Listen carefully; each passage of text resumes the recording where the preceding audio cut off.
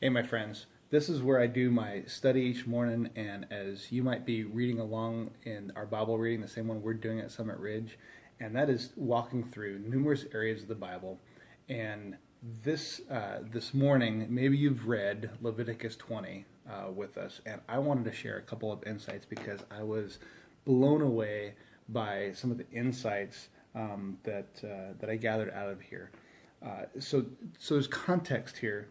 We just read 2 chapters ago in Leviticus 18 this horrible area that just is sickening to think about, and it's all about who not to lie with.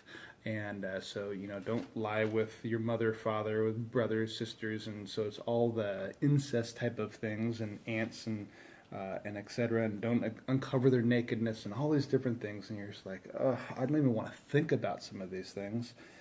And then here I am 2 chapters later in Leviticus 20, and if you're reading along, all of a sudden you're in the same place. It starts off here in chapter 20 of talking about Molech and don't sacrifice your children to the idol of Molech and kill them.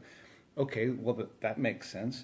And then all of a sudden he starts to repeat again all these areas of not committing adultery with all of these different people, including neighbors and all these different pieces. And I was just like, oh, in fact, I wrote in my notes why repeated from chapter 18.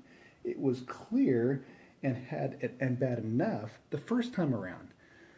So I'm reading, I'm like, oh, Lord, why did you repeat this? And then it clicked. It was right here at the second to last paragraph. And it says in here that you shall not walk in the customs of the nations that I am driving out before you. So remember that God's people are about ready to go into the promised land, and they're going to drive out those who were totally wicked and totally walking away from the Lord and not turning to Him. And because it says here, for they did all these things. They did all these things. Here's the key phrase. They did all these things that are disgusting and are wholly terrible.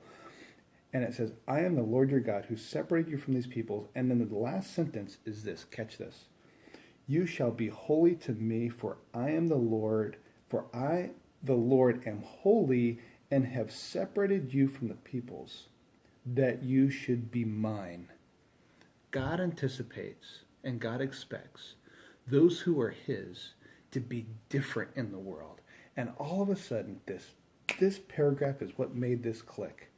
This horrible thing that was just laid out for us was a reminder that we are holy. We're set apart.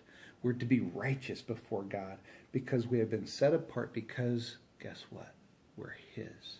So if we're going to be a friend of God and to walk in Him, it's walking in righteousness, and that should look different. In the world in which is around us, we're to be different.